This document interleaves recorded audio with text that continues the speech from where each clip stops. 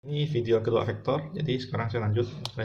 Saya pinjam istilah fisikanya. Yang untuk vektor ya, itu resultan. Sebenarnya resultan itu jumlah dari beberapa vektor atau satu atau dua, yang lebih dari satu.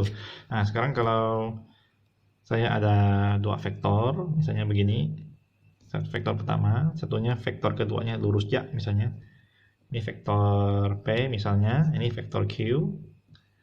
Nah, vektor P tambah Q itu berapa sih? Jadi kalau kalian malas hitung, boleh juga pakai gambar. Cuma gambar nih ukurannya harus sama ya. Ini pura-pura gambar saya bagus ya. Jadi resultannya itu kalau ini tambah ini, itu saya gambar begini. Ini yang P, pura-pura betul ya, bagus ya, sama panjang. Terus ini yang Q, pura-pura bagus juga. Terus resultannya adalah ini. Nah, kalau di fisika ini disebut metode poligon ya. Digambar terus. Kalau ada R, lanjut terus. Dia lanjut terus gitu ya. Nah, inilah resultan P tambah Q. Oke, nah, sebenarnya kita boleh tambahkan komponen-komponennya, yang X-nya dengan X-nya, Y-nya dengan Y-nya. Oke, itu intinya. Nah, sekarang maksud saya gambarkan ini, di matematika kita sering ditanya gini. Misalnya saya gambar segitiga, saya gambar dulu ya. Misalnya ini A, misalnya ini vektor A, kemudian ini ke sana vektor B. Oke, terus ini ke sana vektor C.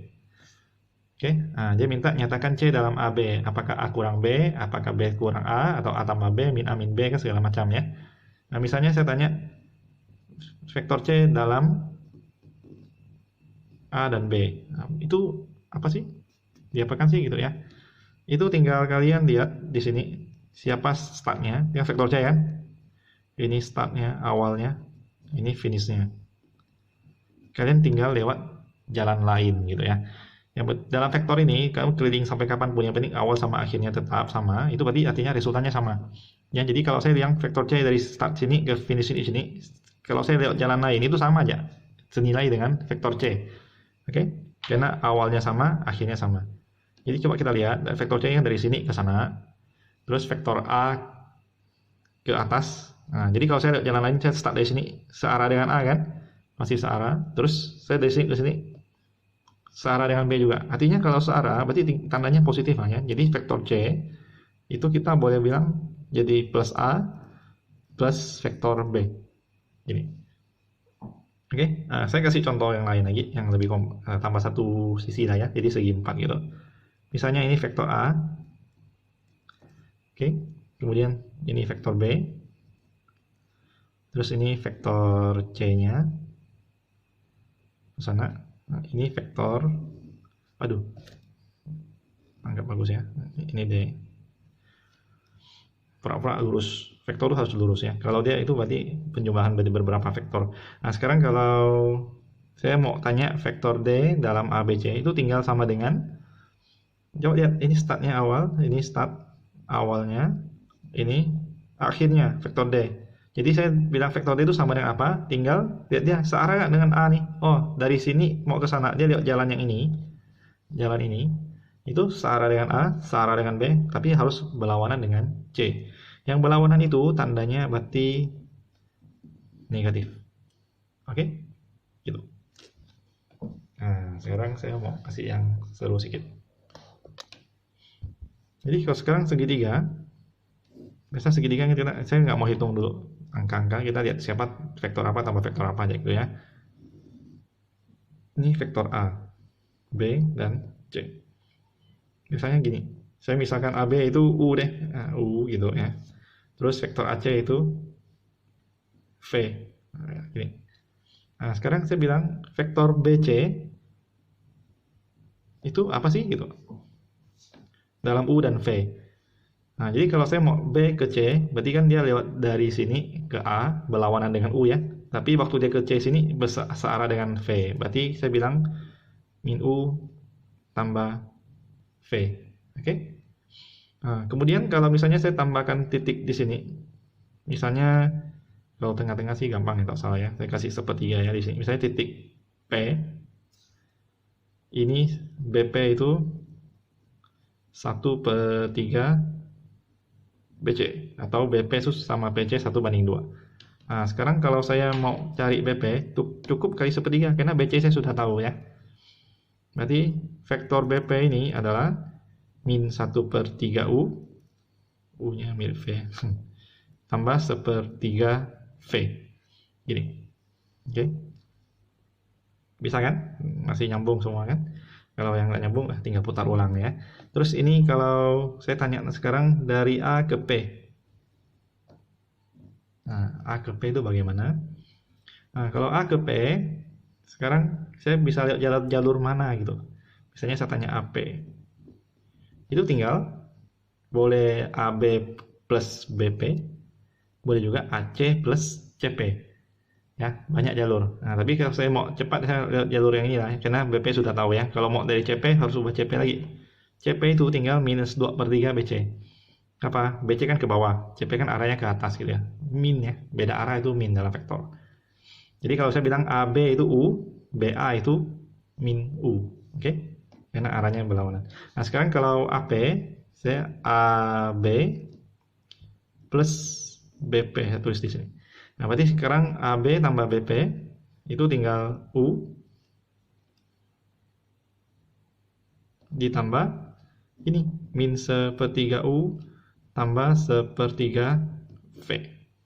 Nah, artinya ini akan dapat hasilnya 2/3 U tambah 1/3 V. Nah, kira-kira seperti ini ya. Oke, nah saya kasih yang istilah yang sering didengar yaitu titik berat sekarang. Titik berat, ini belum hitung-hitung angka ya, saya cuma mau apa U, apa V, atau apa kayak huruf lain pun boleh sih. Misalnya sekarang ada P, ada Q, ada R. PQ saya sebut itu vektor A misalnya. Sekarang bosan gini terus kan? Saya kasih vektor QR ke sini, itu vektor B. Oke, ceritanya gini. Nah, terus ada titik berat misalnya di sini, titik G misalnya, atau O, terserah lah namanya. G itu titik berat. Apa sih pengaruh titik berat gitu ya? Nanti saya kasih tahu. Saya tanya vektor QG itu apa gitu. Biasanya gini pertanyaannya ya. Jadi saya tanya ini, vektor QG itu dalam A dan B, bisa nggak kita? Nah, jadi sekarang saya lihat, saya perlu cari vektor yang bisa dihubungkan dengan A dan B ya. Tapi saya bisa pakai konsep tadi ini, saya lanjutkan dia sampai ke sini. Oke. Yang namanya titik berat, berarti dia berhubungan dengan titik garis berat ya. Ini kan garis berat. Titik berat itu di tengah-tengah sini. Nah, tapi bukan berarti dia di tengah-tengah garis beratnya. Itu sudah pasti ada perbandingan ini 2/1. Oke, yang panjang 2, yang pendek 1. Artinya kalau saya bilang, saya kasih nama nih, kasih nama D misalnya. Ini contoh aja ya, sembarangan ya. Berarti QG itu saya boleh bilang 2/3 QD. Jadi nanti saya tinggal cari QD kali 2/3, selesai gitu. Terus QD itu saya bisa cari pakai ini. Boleh QP tambah PD, oke? Atau enggak QR tambah RD, terserah kita ya. Jadi saya gini ya, saya pakai yang QP sama PD. QP berarti min A, oke? Min A nih. Nah, sekarang PD belum tahu. Nah, tadi PD itu setengah dari PR. Nah, buat cari ke sini. PD itu adalah setengah dari PR. Nah, PR itu dari P ke R itu tinggal A tambah B. Berarti kan tinggal tulis ini setengah A tambah B.